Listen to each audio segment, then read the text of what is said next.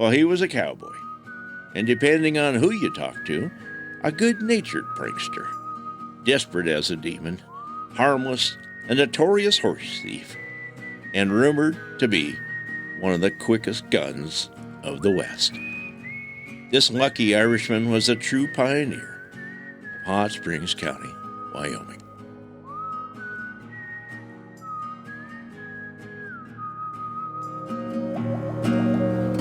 Pioneers of outlaw country, cowboys, lawmen, and outlaws, to the businessmen and women who all helped shape Thermopolis in Hot Springs County, Wyoming. Here are their stories.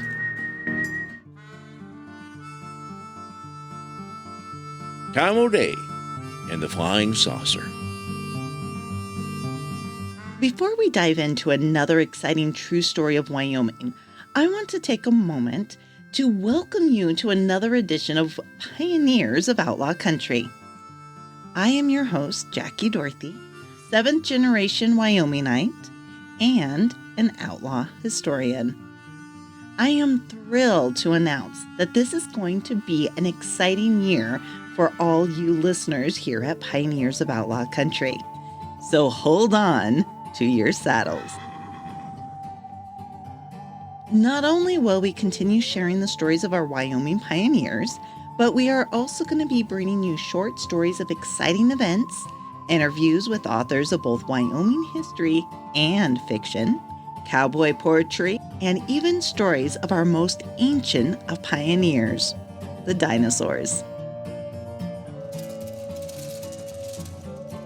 This podcast would not have happened without our history partners.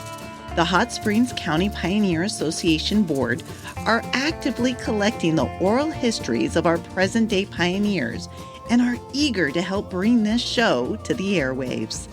Past episodes of this podcast were made possible by the Wyoming Cultural Trust Fund, and now the Wyoming Humanities have given the Hot Springs County Pioneer Association a grant, which has resulted in not one episode, but a series of episodes on Owen Wister. He is the author of The Virginian. We will be highlighting the true people behind his characters of one of the most famous Westerns of all times. Now, back to the show and Tom O'Day.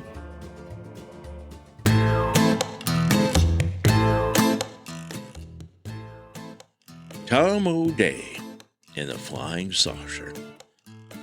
In 1903, one of the most known and well-liked of the outlaws was Tom O'Day. Certain reporters tried to paint him as a desperate two-bit bandit, while Wyoming residents in Cheyenne, Casper, Lost Cabin, and Thermopolis laughed and called O'Day the go-lucky Irishman.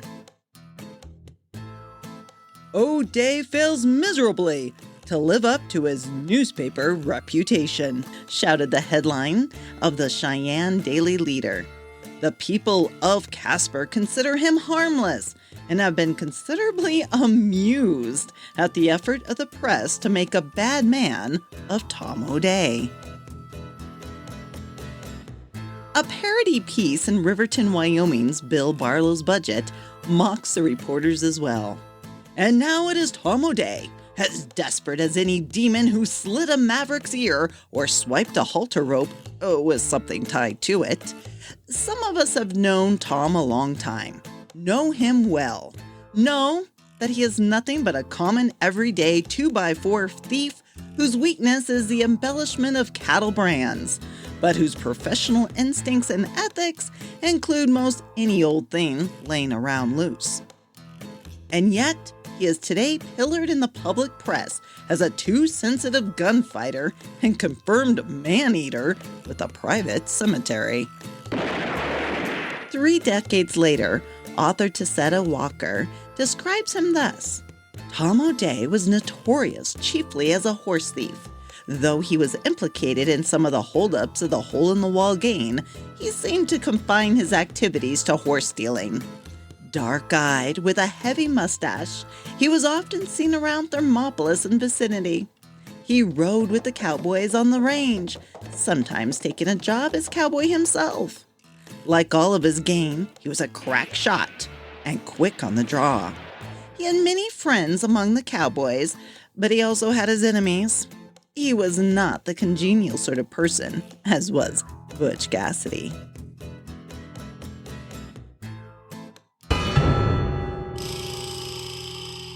Tom O'Day and the Flying Saucer. It was February 20th, 1903. Tom O'Day had been recently acquitted on a charge of robbing the bank in Bridger, Montana, and was enjoying his breakfast in Thermopolis. Although accounts differ slightly on the details, everyone agrees that O'Day was unarmed on this particular morning. His friend and fellow outlaw, Walt Putney, claimed that O'Day was asked by the town marshal to turn in his revolver for the good of the town, which O'Day did with some reluctance. Walker said she was told that when O'Day came into the saloon, he took out his Colt 45, unbuckled his belt of cartridges, and handed them over to the bartender to keep for him while he should eat. According to the rumors that flew across Wyoming and were reported in all the state newspapers, O'Day was breakfasting that morning with Louis Bagby in Harkin's restaurant on the main street of Thermopolis. O'Day owned several racehorses, and Bagby had been taking care of one for him.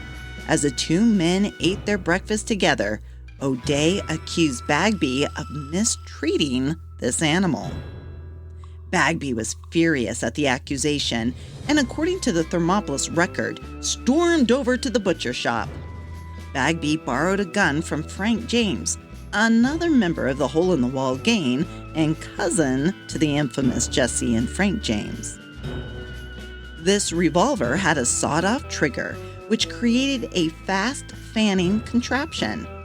There were 6 shots in the chamber at all times in this quick barking pistol, which had the reputation as a shooting machine.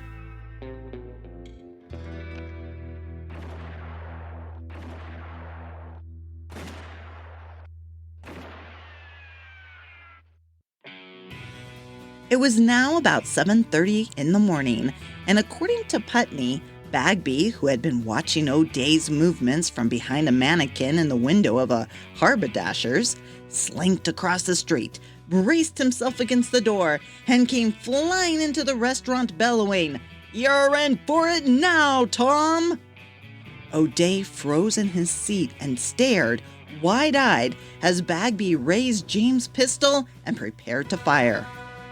However, the unfortunate Bagby had never fired a pistol without a trigger, and the result was that as Bagby instinctively raised the pistol, cocked the hammer with his thumb into what had always been the locked position, and let go of the hammer, the weapon discharged immediately, throwing a .45 caliber slug into the ceiling, the shock practically knocking Bagby off his feet. O'Day, unfrozen by the noise and the realization that this was actually happening to him, jumped from his chair, knocking his table halfway across the room, and dashed behind the cook's counter, where a tray of porcelain coffee mugs were placed.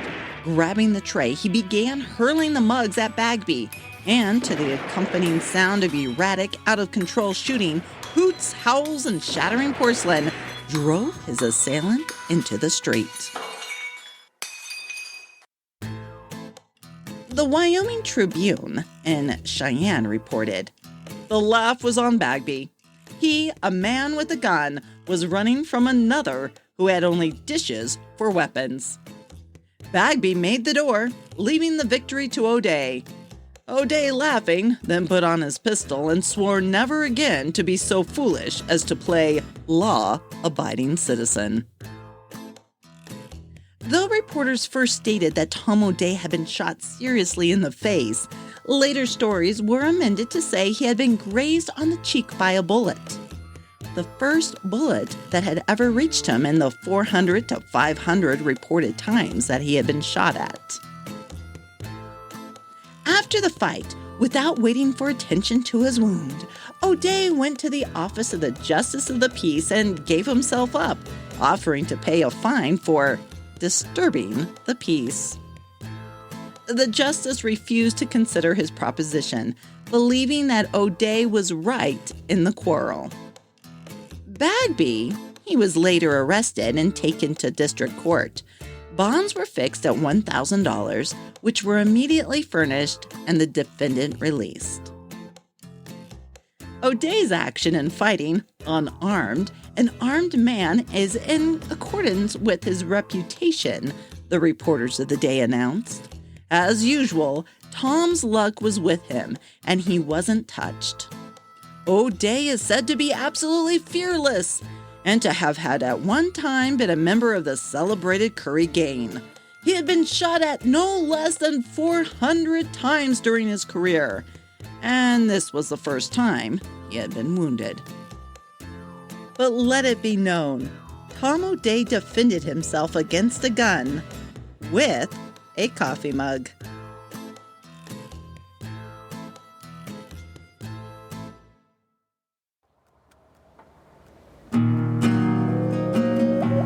Thank you for listening to Pioneers of Outlaw Country. Be sure to subscribe, as you don't want to miss a single episode of this historic series. The stories of our pioneers are brought to you by Hot Springs County Pioneer Association.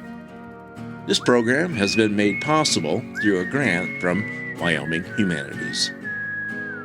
This was a production of Legend Rock Media.